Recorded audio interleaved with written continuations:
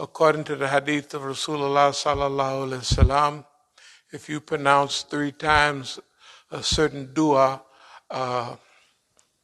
it says that I'm satisfied with Allah as Lord, with Muhammad sallallahu alaihi wasallam as the messenger, and with Islam Medina. So that means, and we say this at the beginning of every talk, and we say it, and you'll understand as we go along. We've been going through a serious struggle here for decades, since way out in California. And now we're going to try to explain that struggle to people that what we've been dealing with all the time, so that they might learn and acquire the knowledge and the process we've been doing. You know, I think most people have read some of the articles about psychological guerrilla warfare and strategic management under conditions of repression. Okay, these are stages that we have evolved through. Strategic management under conditions of repression mean that when we studied what was happening to Muslims, when we studied what we went through during the black movement, that one thing that was missing was longevity. Black people and their movement did not have longevity. When we studied movements overseas, in Africa, successful movements, and in China, one of the things that Chairman Mao Zedong talked about was not only longevity, but he talked about a protracted struggle. It would be a long-range struggle. That it wouldn't be like when we research our history and our movement, one of the main problems that we faced was one of longevity and the ability to acquire knowledge about struggle and survive long enough to learn how to implement it. What happened to us was 1961, 62, and 63 was freedom rides, right? 64 and 65 and 66, 65, we had the Watts Rebellion. Later on, we had Detroit, where it was physical rebellion in Detroit. And it was so serious that they ran out the police, the Detroit police, they ran out the National Guard. This is the only city in America where they had to employ the 82nd Airborne Division to take Detroit back. But 1 year later, you could come and pick over Detroit with a fly swatter. Well, what happened to Detroit? Detroit was a victim of Americanism. If you take the most rebellious cities in the United States during the 60s, you will find the most drug-infected cities, heroin-infected cities, other drug-infected cities during the late 60s, the 70s, and the 80s. Example, if you were to take Oakland, California, Oakland is smaller than D.C. If you were to take Philadelphia, if you were to take New York, if you were to take Baltimore, every city, and Washington, D.C., if you would take the number 10 most rebellious cities in the United States in the 1960s, you would find the most drug-infested cities in the United States in the 1970s. Why was that? It's because the government, I was down in South America when Superfly came out, but I'll tell you, Superfly was more dangerous on the movement than anything else. Superfly, a movie, right? Showed big pretty Cadillacs and everything, right? Showed Negroes dressed like this. Now this was 69 or 70. This suit costs much as a house to buy a house right now. This suit right here, the whole regalia. This became the standard Negro style 3 years later. In the 1970s, think of the movies. What was they dressed like? Superfly and all of them. This is 3 years prior to Superfly. They was all dressed like this, right? They was imitating that.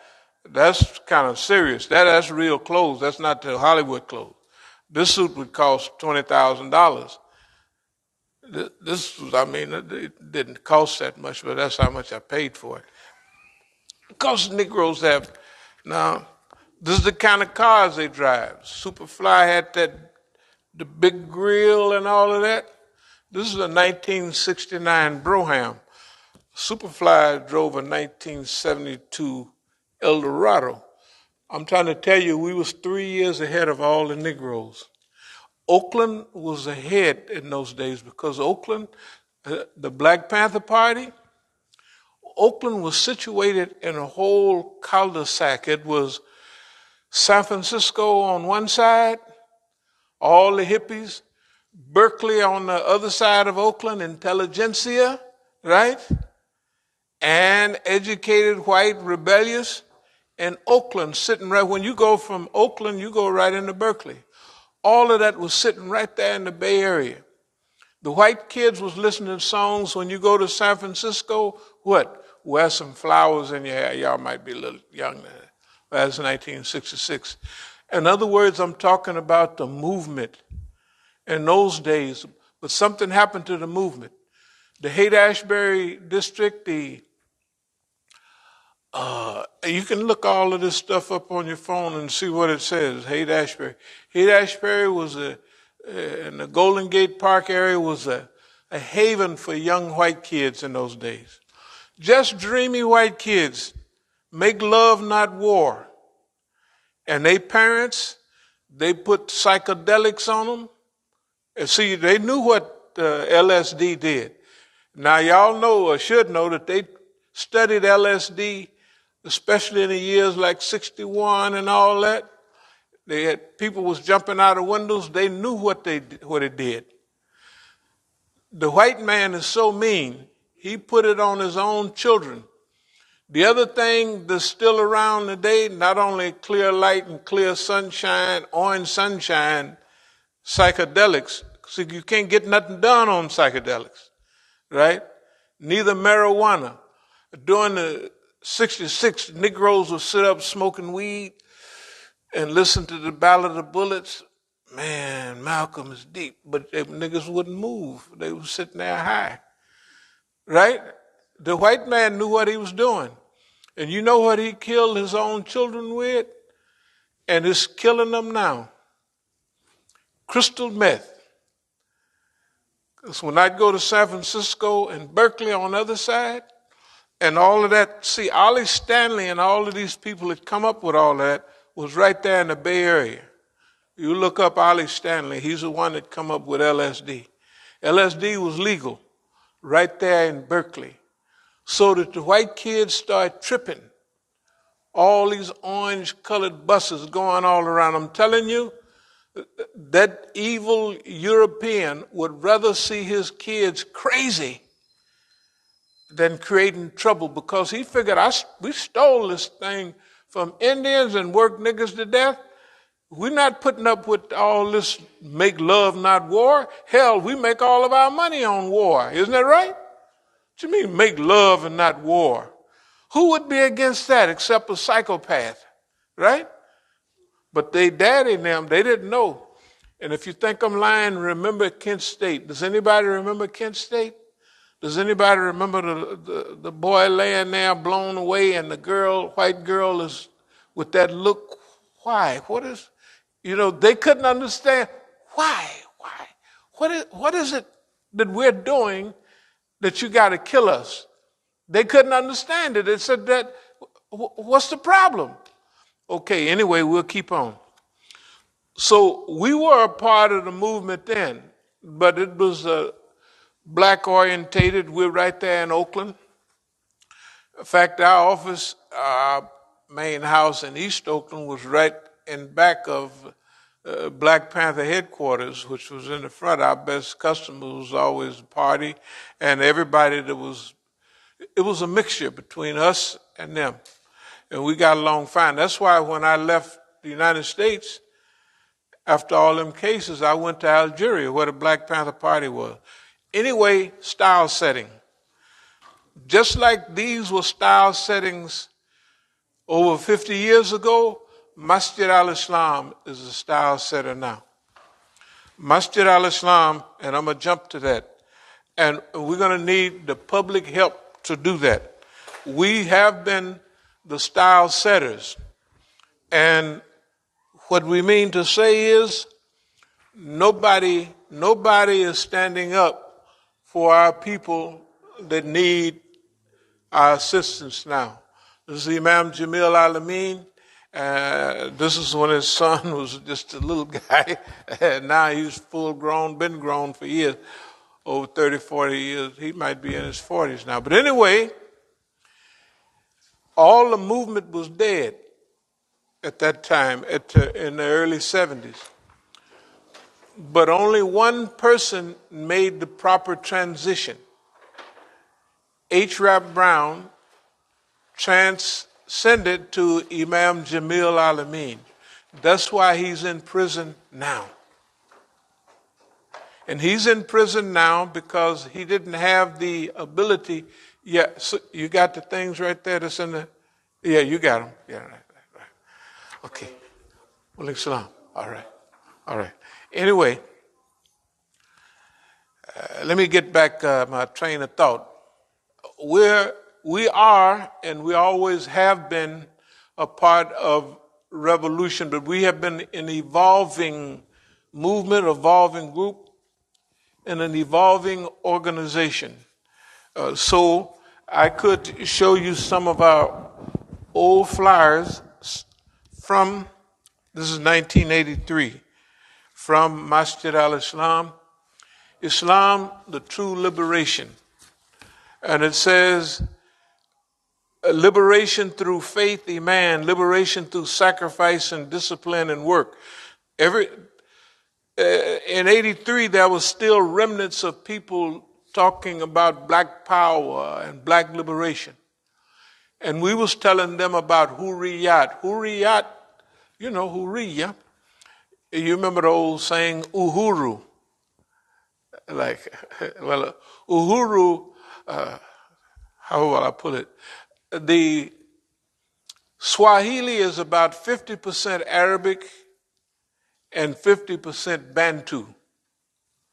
So the term Uhuru, which means freedom and liberation in Swahili, that was the battle cry in those days, comes from the Arabic word Hurriyat. Let's look it up. Hurriyat. Liberation, freedom, and all that, but the Arabic has other connotations. It means to be freed and liberated from anything that might be holding you down or preventing you from reaching your full potential. Hurriyat. And so the black liberationists didn't even know what they were saying. Like even the people up the street from us, the big organization, they called it Uhuru House. So they would say Uhuru, I would say Uhuru right back, not Salam. Why? Because I was giving them they didn't even know where it come from. Freedom, liberation, justice, right? So they would say, even on the TV, what was the lieutenant's name on Star Trek? Lieutenant Uhuru. I mean, they just, the white folks, you got to watch them. They try to get in on everything. All right. But so our duty in those days was to try to explain what true freedom and liberation was. That's why we have Islam, true liberation. Liberation through faith, not black power. Liberation through Iman, liberation through sacrifice and discipline. And when you study the black movement, these are the things that they were missing. The black movement was easy to run crazy and defeat. To defeat, it was easy. Why? There was no discipline. I remember one of the sisters came to pick up one of the black leaders in Oakland one day for a demonstration. She knocked on the door, the Negro pulled her inside, and he chased her around the house for over half an hour to have sex. And he's supposed to be going to a liberation, right? And all the sisters were harnessed. Okay, the sisters was harnessed as sex tools. The niggas kept the sisters so busy they couldn't liberate nobody. That was because we didn't understand revolution. What did the last poet say? Niggas is scared of revolution. Y'all remember the last poet? Niggas is scared of revolution. But then he said, I love niggas, because technically I'm one. So we all in the same boat. Ain't nothing, you can't unborn yourself. You can't unborn yourself. You one of them, and so you might as well do the best you can. But this was the transition in those days. Freedom and liberation. This stuff like right here, killing of black kids, cop killers, free Freddie Lee Roberts, 14-year-old, Maurice Phillips beaten to death by Oakland pigs last year, and 15-year-old Melvin Black, and they on and on and on. These are just some old flyers we happen to have. The point is, the solution for us today is Sabiqun. Sabaka, to proceed, to go before, to be prior, to outstrip is to win in a race. As-Sabiqun technically means it could be already done. So As-Sabiqun, technically, from the dictionary, are people, they're pioneers. They're not settlers. There's difference between pioneers and settlers.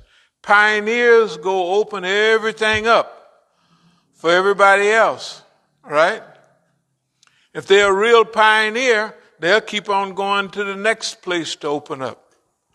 The settlers that come after them are the ones that benefit from their opening up.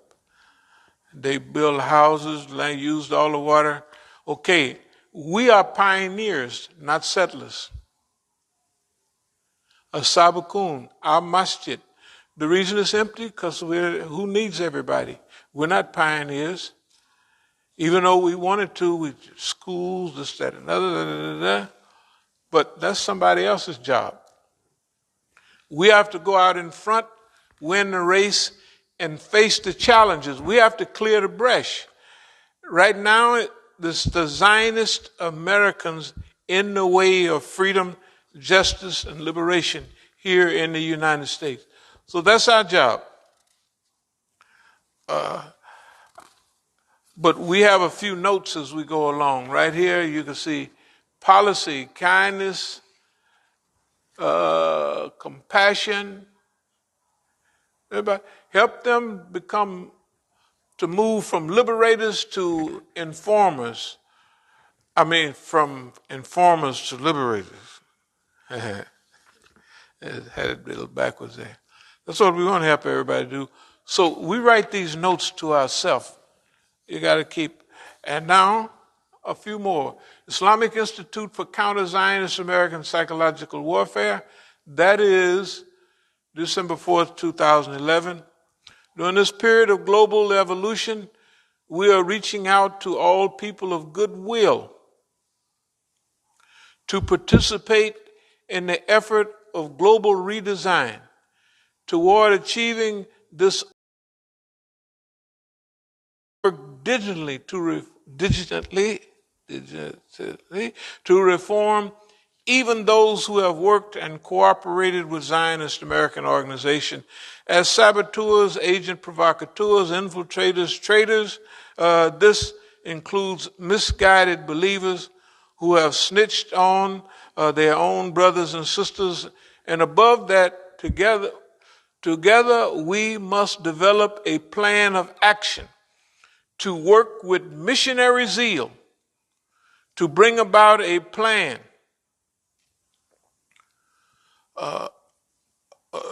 role in the Earth Liberation Movement, which aims to free the Earth from the parasitical behavior of man. We want to liberate the Earth from the human being. That seems like. But who's causing the Earth all this trouble? Who's causing all the imbalance in the world? Not the Earth. The Earth has mizan. The Earth is perfectly balanced. The Earth is self-cleansing, self-balancing, right? It's self-freeing. It cleans itself, right? When you leave it alone. But who's messing it up? The human being. So we got to liberate the Earth, this whole Earth, from the parasite behavior of the human being. That's what we got to do. Establish a non-predatory system of interconnected global harmony. Nurture and further a culture of earth-first custodianship. Understand and respect the rights of the earth, which should be treated as a living organism, which it is. The earth is a living organism. You know, when we was over on 8th Street, I was listening to the radio, and the white man made a big discovery. He said on National Public Radio, he said, we have discovered that the earth is a living organism. I said, you slow behind dumb ASSMF. You so stupid. You know what I mean? I mean, that was in, that had to be in the late 90s. He discovered that the earth was alive, living organism, son of a gun. You think if we put our life in that bum's hands, we'll be, hey man, we'll have all, you think you're smoky now and the earth can't clean itself? See, the earth is alive. And you see what it's doing, the earth is alive. You know, when a body gets sick, it gets fever, it gets chills, it gets all that stuff, right? Look at California, look at everything else. Some places on earth is burning up, fever. And some places shivering to death, right? The earth is alive. And if this bum, me and you keep on, the earth will burn our behind off this boy. He'll shake us off this boy. Yeah, he'll roast you behind. Yeah, the earth, see, because the earth has to eventually get back its balance. And it's alive, so it knows what the problem is. It's the human being. It's not the birds and the bees and all animals. As long as it was up to them, they had perfect balance, right? But it's this bum. The earth will target our behind. Yes, it will. This is my belief. And it's everybody else's that's got good sense. They know the earth is alive. They know. I was watching the governor on TV of that Paradise Fire in California. The man was crying physically. Why this? And he knows. You're doing it, messing up the whole show. Anyway, we got to develop a non-predatory system of interconnected global harmony. It don't even sound like a Negro wrote this. Nurture and further a culture of earth-first custodianship. Yeah, it don't sound like the Negro wrote this stuff. Sound like some professor, bald-headed Euro wrote it somewhere. Or an old long-haired guy with glasses wrote it. You know what I mean? That's the way they would think. That's the thing we got going. We're going to get into a minute. Boss man see us whooping his behind over and over again, and he can't believe it. Why, that's a nigger. Well, I made niggas. They can't be doing it. That's our old card. That's why we can slap the white man, how to punk the FBI. That's what I was trying to tell the Imam, our friend. I said, don't argue with him. Clown that boy. But our friend, he doesn't have that kind of, you know what I mean? if y'all that knew him knew how he was kind of close to, you know what I mean? And it wasn't no fun. Like it was like this is what I do, but it ain't no. I said, no, it won't last. It won't last. You got the white man got everything. And I say, you the same one told me that everybody in your community was the police when I was down there in 83. That's what he said. I said, man, you got a beautiful community here. Everybody's saying, Assalamu alaikum. I never said I was coming from California. He said, they ain't with me. That's what he said in 83. And he knew it was right. What happened as soon as he's in prison? They're trying to take, you don't take an imam's position or property because he go to prison. You go visit him, send him what he need, and see what he's learning while he's in jail, because he got time to think. And when you got time to think, we always talk about longevity. That's the thing that we didn't have. And that's the thing that we're thankful that Allah allowed us time to think, time to reconnoiter life, get used to trends and everything. We came here and started a rebellion, and in a few years it was over. It was all in prison and run off. That's all, just like that. Why? We didn't have time to study. You couldn't go in the hills and go in the country and hide, because the Negro would call the police on you. You couldn't hide with the white folks in Montana because you'd stick out like a sore thumb. Right? So we was trapped in our own present. But now, well, what do you use then?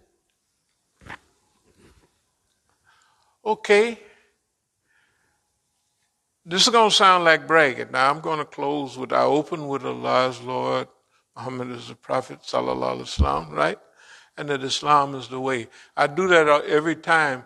So when we get into this tactics and strategy, and we're talking about that, you won't think that I'm saying I do this and I do that.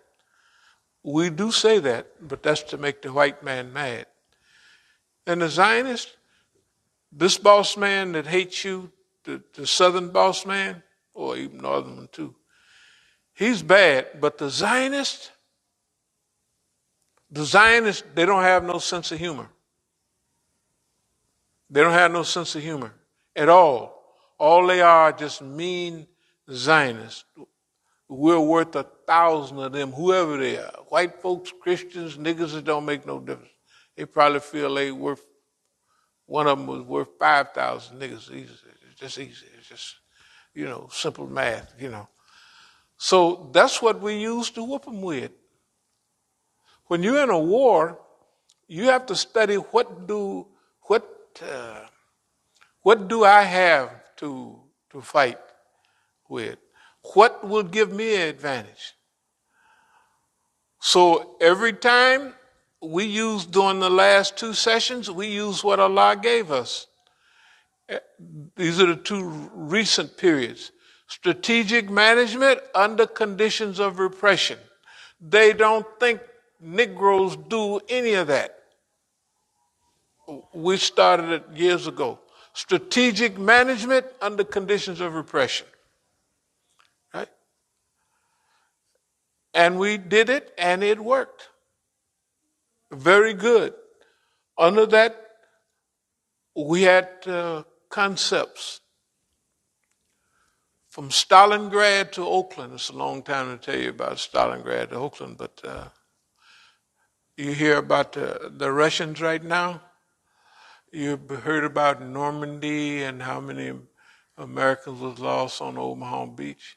How many people know that the battle in World War II was the Eastern Front? That 5 out of 6 Germans who was killed by Russians. Russians lost between 27 and 28 million people. You don't hear about that over here. And then now, They got a few Nazis in Donbass and a couple areas over there in Ukraine, and you think the Russians going to sit back and say, oh, just a few Nazis, no problem. They ain't about it. And ain't nobody even missing a beat. You know, we don't care what you say. We don't care what you do. We're not having none of that. After what they did to us, we don't care. We're not having nobody Zeke howling around here. And they didn't kill 27 million of us. Anyway, so psychological guerrilla warfare is another stage.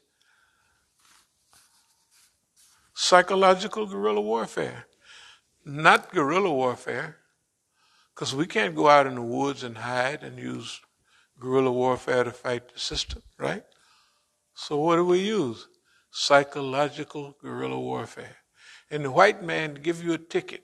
You want to play with me like that, nigga? Good. Let's go. Psychological. I'm going to scare your black behind to death and run you crazy. That's what he's thinking. And he got the other thing that happened to him. Why? Because one thing Negroes can do, they can sell wolf tickets. They can talk. Man, when I first went from camp to the penitentiary, I was in segregation. And, you know, on the tier. And so I heard a Negro down the tier, because you came out once a day to get a shower, and the shower was right. You had to walk through the cell, past the cell. So I heard a nigga down there. He was talking so bad, he was scaring me. And I was big, and I'm a tough guy in the penitentiary. I just come from gladiator school, you know. But that nigga was talking so bad. I said, ooh, that's a bad nigga down there. Good God Almighty. I was sitting up in my cell, almost teeth chattering. I said, that's a bad nigga down there. And then the nigga walked past my cell to go get a shower. The nigga was 2 feet tall and 80 pounds soaking wet and couldn't snag a tooth. The nigga didn't, but he was selling wolf tickets. Right? The nigga could sell wolf tickets. Now, wasn't nobody mad at, because everybody, you know, you get a family when you're in them cell houses, you get your little family. So he's selling, boy, let me out of here, nigga, when I get my hands on you. And everybody just sitting in that laugh. Now, I'm just new, I don't know. That's wolf tickets. That's professional. We professional. How to punk the FBI. You scare everybody, you go up to the foreigner, you FBI. Oh, Lordy, what did can I help you? They start snitching right away. Soon as they say we the FBI. The FBI come on, what you want around here, sucker? Ain't nothing they can do about it, right? And, well, we just want to talk about, well, we don't feel like talking about that today. What you doing here anyway? Blah, blah, blah, blah, blah, blah. Selling wolf tickets. Nobody can do anything about it. That's why everything they do to us is surreptitious. They steal money. They mess with property. They do all of that stuff because they can't do nothing physically. They sweetie pies. All the stuff they do now, you have to be able to take it. Like our brother had something happen to him that he wasn't going to take that. And they looked at me and they thought we was the same.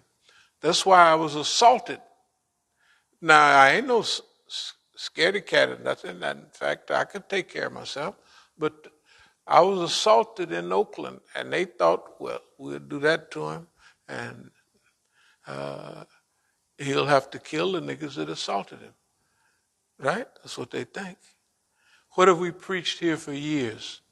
No black on black. That's the first thing they do. Get black Africans fighting other black Africans. Get Crips fighting Bloods. Get these Negroes around here, this crew, Eastgate fighting the other niggas over there, right? That's all they do. And they come by with a cart and pick them up and put them in the hospital or send them to the penitentiary, right? Or you remember, go back 15 years ago, that was the last generation. These guys in the 40s riding around on them little wheelchair scooters. They was all shot up. Remember years ago when you wrote on every corner, it was rest in peace, so-and-so? Remember you could sit in your house anywhere and hear gunshots every night, right? So the niggas killed each other. We don't shoot niggas. The people don't, well, why wouldn't you? Cause later on, they're going to have to be our friends. And why would you let the system use another Negro to get you off the real criminal? Boss man, isn't it right? It's simple mathematics. If they can keep us fighting all over the world, they don't need to do nothing. Anyway, let me speed up a little bit. Now going back to Oakland, the new war is not psychological guerrilla warfare, not strategic management under condition of repression. It is psycho-spiritual jihad. You haven't heard of that, right? No, we just made it up. Just made it up. Not made it up, we studied it up. What would our next phase be? Psycho-mental, spiritual jihad, not physical jihad. If we preach physical jihad here, you come in with the FBI, take us to the penitentiary. Not psycho-spiritual. Why would we choose psycho-spiritual jihad? Because boss man is defenseless. In psycho thinking, he got you thinking he bad in the mind. He ain't bad. Look at him right now. See, this is our day to practice psycho-spiritual warfare. He ain't never been spiritual, right? So he's weak. You don't go fight no... They got atomic bombs and we're going to get a firecracker, go down there and fight the white man. That's stupid, isn't it? Think about it. Where's he weak at? He's weak in the mind. If you think I'm lying, look at America now in the public's mind all over the world.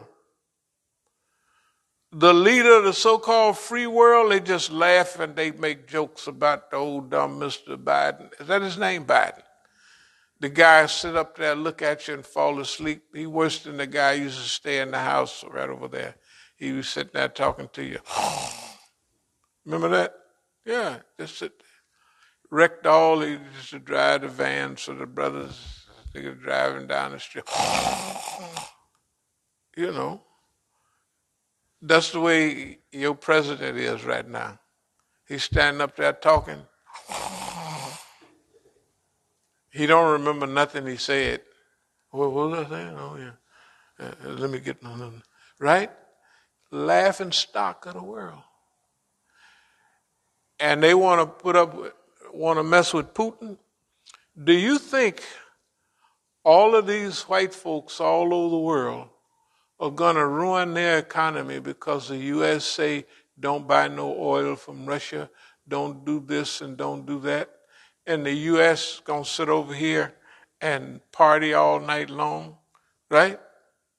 While they starve to death. Do you think Germany, with that big economy, is going to shut it down? Do you think it's still even cold, it's warm today, but it's still a little chilly in Europe. And now what about in November? They may jump around and sell wolf tickets during the summer, but what they going to do when they need that gas and everything? In November, don't talk about December and January, good God Almighty, February follows that. They got to stay warm. See, I don't know if y'all ever been to Europe, but I was over there for Europe. It's cold. And I used to live, Denmark, Copenhagen is inside the Arctic Circle. It's technically Copenhagen, where a lot of Negroes. It's inside the Arctic Circle. and the wind is be so cold up there. We used to call it who, because it blows through the window, and then the air blowing outside and the water coming down. It blow icicles about 2 feet long out the window because of hot air is going out. And I thought them white folks crazy because I'd go to town every day. I used to live out in Roskilde. That's where the Danish kings, the Viking kings used to live. And every house I walked by, they had little babies in buggies, all bundled up with little things dangling down, and the little babies would be playing with, I said, these are the cruelest white folks I ever seen. But all of them did it. That's why the little Euros don't freeze to death. When it gets below certain degrees, man, you got to go. They put their children outside in the morning when it's freezing to death. They bundled them up, but they had their little red faces there. I walked by all the houses getting ready to go to catch the train to go to town. I said, this is the cruelest people I ever seen. But they was accustomed to it. And then they would be wearing them clogs, you know them clogs? And the back was all, we'd be wearing boots with double fur in them and everything. And they would be wearing clogs with the back out, doing construction work. I said, boy, these white folks is really something. It's crazy up here. One thing about it, boy, they sure like Negroes. They loved the Negro, and the Negro loved them. The Negroes in the army down there, I don't mean to change the subject, but see, when you go to Denmark, you go across the Bering Strait, and you go right into Germany. They had all them concerns over there, all them Negroes, and in those days, it wasn't a draft army. All them Negroes in the army didn't want to be there. All they did was smoke dope and act a fool. And guess what? In Denmark and then over there in Amsterdam, dope wasn't technically legal, but they could go up there. Nobody arrested you for smoking hashish and all of that. So it was legal. So the Negro could leave the army, and they'd never hear from them niggas again. Because they could get high up there in Germany, and white girls too in the 60s and 70s. Good God Almighty. It was terrible. Some of them are still over there now. They never made it back. They run Sweden will keep you, and Denmark. Anyway, psycho-spiritual jihad. I'm going to wrap this up in a minute. I won't be able to do it all, because I don't want to be overbearing. Psycho-spiritual jihad. Mental, spiritual jihad. That's why we can beat the white man. We don't fight him with nothing he got. He got atomic bombs. You think we were dumb enough to come and fight him? He got 50,000 police, all got 3 guns on them and stuff. We would be stupid, right? But he's defenseless in the mind. Look at all of them. They have no psychological bearing on anything. They're weak psychologically. Their whole world is falling apart, and they ain't doing nothing about it. That's why those terms, Nero fiddled while Rome burned. He wasn't really fiddling, but it means like the system today is burning up. People are drowned in everything, and they won't do nothing about it. Right? Congress won't do nothing. They won't do nothing. They just try to keep a war going so they can get some money to go to the next stop. Okay, I'm going to start up tomorrow, right here where I never got to today. There's all these pages. But here's what we want to do. Look. We want all y'all watching this stuff. This is true. Psycho-spiritual jihad. Nobody's with us on this. Nobody. All the big people and the big joints, they won't lift a finger. In fact, they're against us. Remember we was down at CARE And we was telling them, take that sign out of there. They had a Black Lives Matter. We said, take that sign out of there. And come to find out, well, we knew the stuff all the time. We care. Press release following NPR report on the culture of abuse in care leadership. Y'all saw all that a few months back, right? Last year. CARE is a criminal feeling on girls all day organization. And they're supposed to be Muslims. That's what they're supposed to be. And that old Miss Southside riding around in limousines, the one that girl, well, she good hustle. She got sharped and beat. She got the old lawyers beat. She getting big money, right? Yeah, she rolling. Yeah. Hey, they'll use her up and then throw her away like they do all them other bums. You know, the Negroes, don't want to show you the thing, but the Negroes put out a thing about how sad they are. The Negro imams, they feel kind of useless and left behind. Because the immigrants don't like them no more. They didn't train their own kids. What did the Negro think they was going to do? What was they thinking? They wouldn't listen to old Musa. Old Musa is a militant. Musa is just mean, and Musa is mad. He's just mad at the white man. Well, he ain't all that wrong. After being beat upside the head by this boy, who wouldn't be? And look at here. Muslim, is this the Muslim Liberation Fund or something? What, Legal Fund. Legal Fund of America. Now you're talking about, this is a group of white people and well-to-do suit-wearing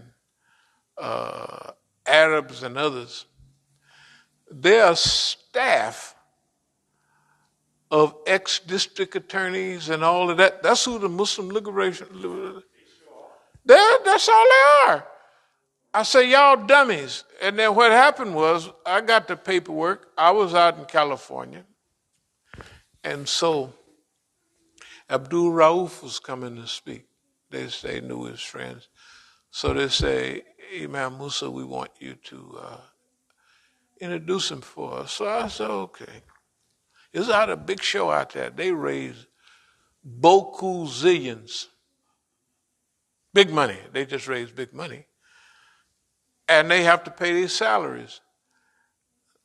So I told the guy, the one that he said he gave khutbah. They let him give khutbah. He told them I wanted to be a Baptist minister, but I became a Muslim. I just said to myself, that cracker is lying. He's still a Baptist preacher infiltrating the Muslims and taking all their money. And they happily, you know how happy the foreigners are to bow down to white folks? They're happy. They're happy to do it. And these lawyers, you ought to see them. I call the guy after, he said, well, they said this about you. I said, so what? He said, now, did they say that? I said, the Zionists, yeah, they said that. But this is what I say. No, they said this about you. I said, hey, man, what are you telling me what they say for? I call you to represent, because we're going to get, what is it? We're going to do $300 million we're going to get for the government. They didn't broke all the laws on us, so that's okay. I know y'all think this boy here, he be drinking serious. There's something in that water that he be drinking. I'm telling you, we've been planning this for 40 years. Step by step. Okay. Muslim Liberation Fund. I'm going to close with all them coons and what was his name? Nihad Awad. They wouldn't even answer the door for us. They let white people in. They wouldn't care. They're supposed to be handle legal stuff. I call them. We can't do that. That's the internal problem. I said, you haven't even heard what I said. I guess the white folks and told him he gonna call you. That's care. And he had and came in and spoke many times.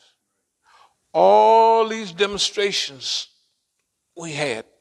You know, that was a time when we had demonstrations on a regular basis. Well, y'all can't see them. All of the people here, care and everybody. And we handled the stage a lot. The people, all the brothers being black, the white folks would hand their babies up to take a picture with us holding their babies. Oh, right down there. That's where we was famous. They thought we would get to liking it and we would cooperate. Ain't nobody cooperating with y'all at all. Only thing we told them, and I moved toward a close, we raising funds. If anything happens again, like something happened before, y'all know these guys, these white folks that's on the, what's the guy's answer crew? Brian Becker and all them white folks, they got a TV show, radio shows and all of that, you know. That's what they thought that they would be able to give us because they figured we would cooperate. We ain't been on no show. I tell you, the last show we had. Remember we was down at the big demonstration on the mall? It was 500,000 people here. 500,000 people. That's a lot of folks. So I only spoke for a few minutes. I told the people, do you want me to teach you a phrase that 1.5 billion people will love you? And everybody said, yes. I said, now here's what I'm going to do. I'm going to say takbir. And then y'all say Allahu Akbar. That may be the only thing, when them white folks come up on the day of judgment, that may be the only good thing on their record. They said Allah is the greatest. I'm going to tell you, it was 500,000 people down there. You never heard their takbirs they were superior to Muslims' takbir. The white folks. I said takbir. They said Allahu Akbar. I said, listen to these white folks. You know, right? That was downtown at a big 500,000 demonstration.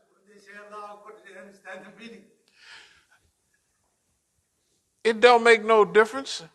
I told them what the meaning was. God is greatest. I told them what the meaning was. And I'm telling you, you ain't never heard, that may be the only thing on their record on the day of judgment. Think about it. The meaning is important. There's discussions on if you say certain things so many times. That's long. No, that's okay. Anyway, if they said it, that's on their record. Now, that's on their record. Okay, they might have just been mumbling. The other thing about that, we raising funds. But you remember those fundraising baskets and buckets of money? You could tell the white folks didn't need no money. All those big buckets of money, I don't have any idea what it was. And we were doing security, and so we told them, y'all got to put security on all, because the white boys was bringing up the big buckets and baskets, all kind of full of money. And they was just sitting them by the stage. And all the security was us, Negroes. I told them white folks, I said, y'all do that again? I'm loosing the Negroes on my team. I'm just going to turn my head and let them go. I ain't going to say nothing. You're going to sit there with hundreds of thousands of dollars and ain't nobody watching it. Where do we put it in the medical tent, right? We put it in the medical tent. The white folks couldn't have needed no money. The government, somebody was paying for all that demonstration. They didn't need no money. And all the good people like Cynthia McKinney, we would stand behind her. So when the camera's on her, they would pick up us to let people know that she has some security. Why? Because CARE and all these other bums was abusing her and misusing her. And when she needed help down there in Atlanta, couldn't get none from them. Anyway, the point is this. We're going to close because it's getting late. We're going to accept this psycho-spiritual jihad here in America. Psycho, mind, right? Spiritual, invisible, untangible, but it's real. It's very real. That's why at the beginning of our whole setup, let me see what, and I'll close with this. Our whole platform was always something similar to this. People talk about, well, they're a black group and you're leaning on. We never have.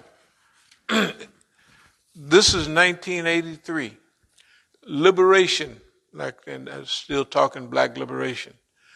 Liberation, Islam, the true liberation. Liberation through faith, that is Iman. Liberation through sacrifice, discipline, and struggle, and we got an ayat on there. This is in 83. So we didn't just pop up and arrive at where we are now. We've been here for decades.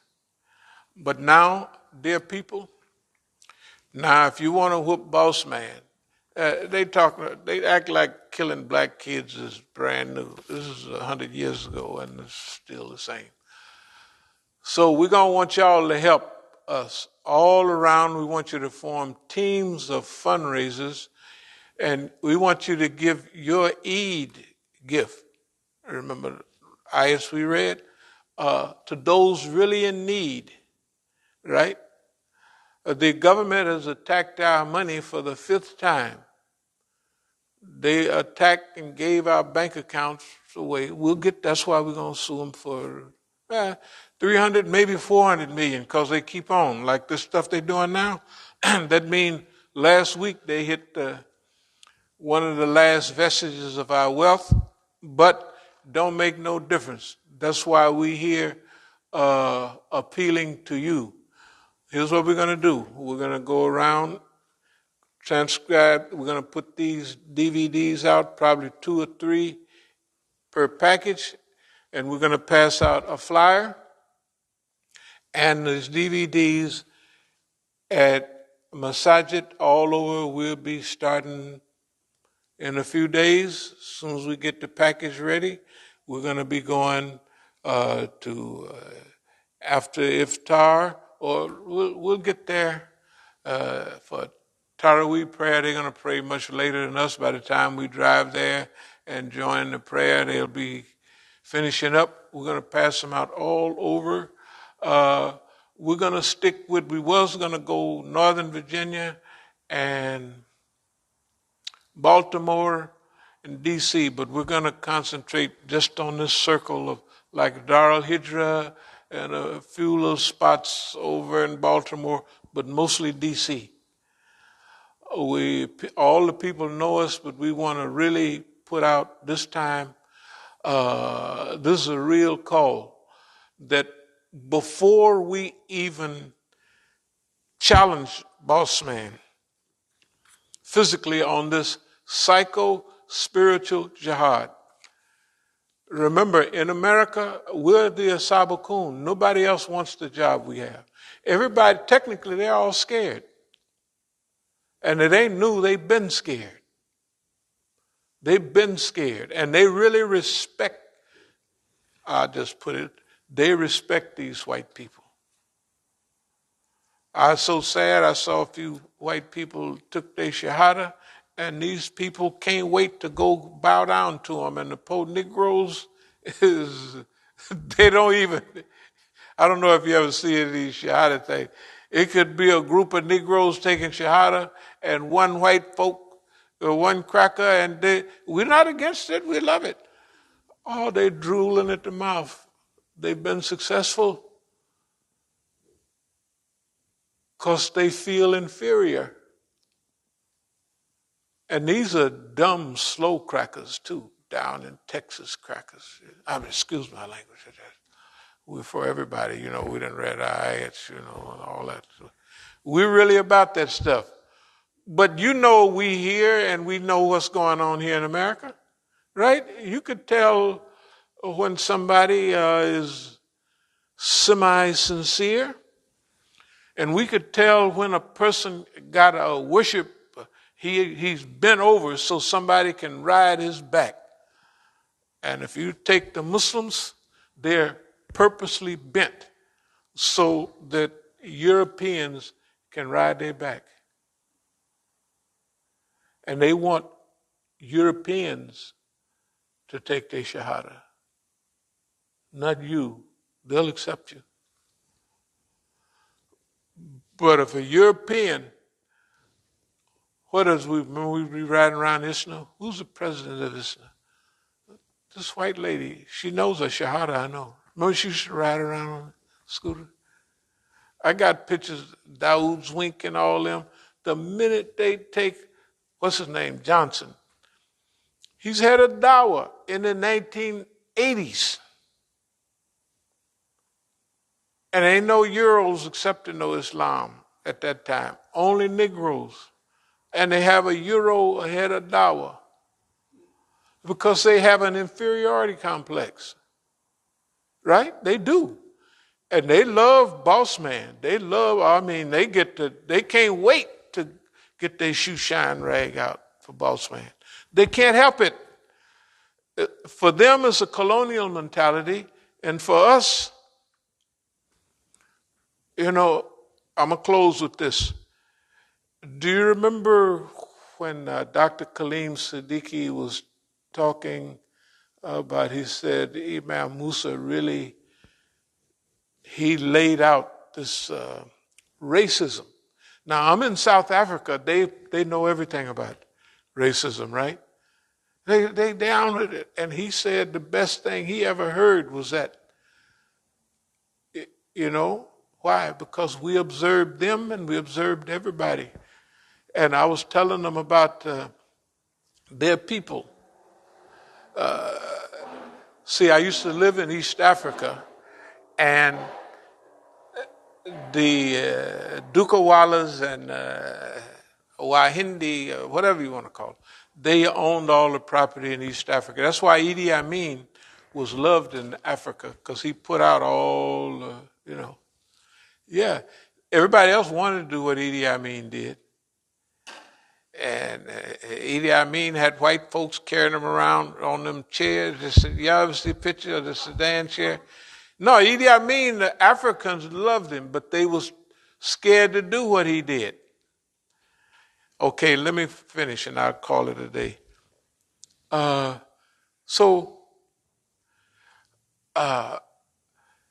In East Africa, the Indians owned most everything because they came over to build railroads.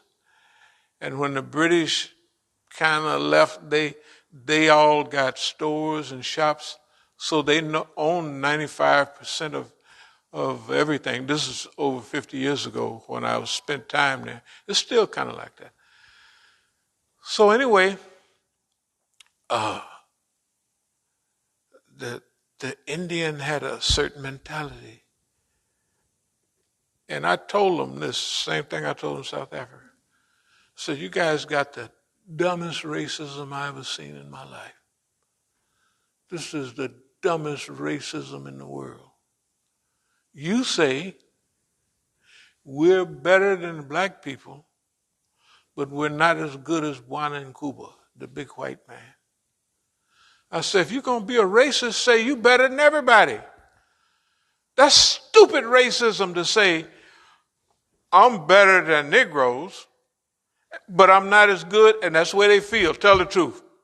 They feel that way now, right? When you go to the Masjid, the Indo-Pakistanis, they worse than Negroes. When they get married, who they want to marry? A light-skinned Pakistani woman, right? All of them. They don't want to marry and when I spent time in Pakistan, I could tell the poor little guy darker than me. You know how black Indians can get that black, they just got straight hair. Black as tar. Probably was untouchable back in the old days or something. Sweeping up everywhere in the world. What was the war? And I'm going to close on this. The war between East Pakistan and West Pakistan. Bangladesh now. You know what it was? The Bengalis are short, wide-nosed darkies, and Western Pakistanis are taller and lighter, close to Afghanistan. That's the way it happened. That's what happened. No more East Pakistan, no more West, just West Pakistan. They started off together on each end of India. Why did they break up? Racism.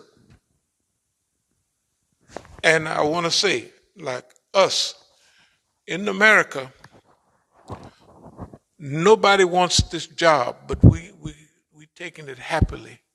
Because everybody is afraid of the boss man, and they really afraid of the Zionists. And we're going to whoop they behind continuously till we whoop the skin off that cracker. Yes, we will. We already doing it. Tell the truth for all the stuff we do. And we laugh while we're doing it. We don't say, oh, mean old boss. We just say, oh, right? And we get away with it. Who can have a program how to punk the FBI? Nobody, right? We do it all the time. I'm telling you, this is going to be hard. We know what we're doing. We done studied. We know how to make spiritual, psycho-spiritual jihad better than anybody.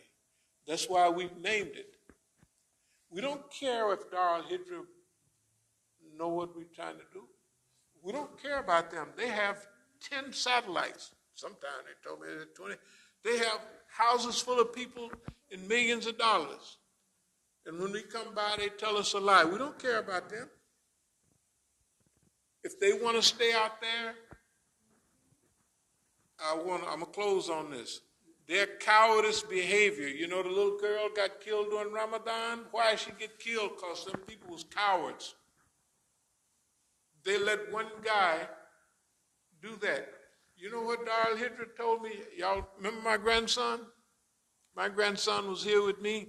And he was hanging out with the kids over at Dar al-Hijra. And you know what they told him? It was some Latino brother. They said, they have our bikes. He looked at them. They have your bikes? Yeah, they took them. He went by himself and whooped all them guys behind and took their bikes and gave them back to the Muslims. You know what the Muslims said over there? Your grandson is very brave. I said, he ain't brave, he's normal. He ain't brave, he's normal. Right? They took all the bikes from our children. The Muslims right over there at Dar al-Hijra. That's why they don't come here. Y'all know why they don't come here. That nigga gonna get us in trouble over there. He gonna make the white man mad. He gonna make the FBI mad. If we even say we like him, that's what they say all over, right? That's why don't nobody come here. Do you think we care? And I'm gonna close with this. This is the thing you have to master. I know I closed 4 or 5 times, sometime more than that. But I'm going to close, I swear, sooner or later, cross my heart, all that stuff. Anyway, no, I'm just joking. Anyway, look,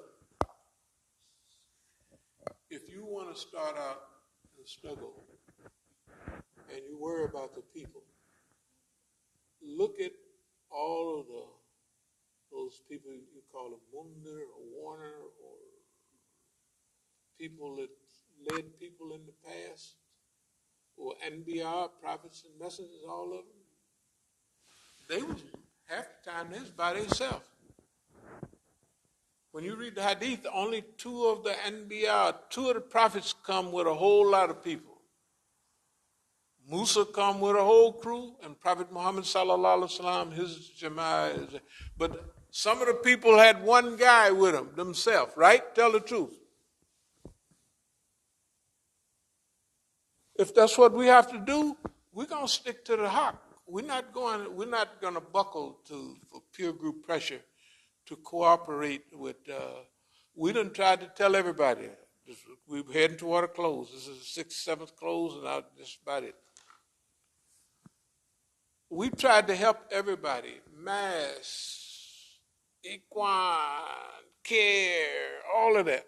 We had done security from them. We done all took out the garbage in all their places. We done did everything. Fundraisers, they raised zillions of dollars. Okay. I'll close with this, dear people. Boss man done attacked us financially for the fifth or sixth time directly. So we want y'all to give your Eid wealth to us this go round. And we'll try to be available for you. If you can't find us, collect your money amongst your teams. And there's a lot of people out there that know us very well. Because we want to use the wealth properly.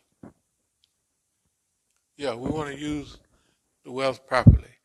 We thank y'all very much, and we'll be back tomorrow night for the third session.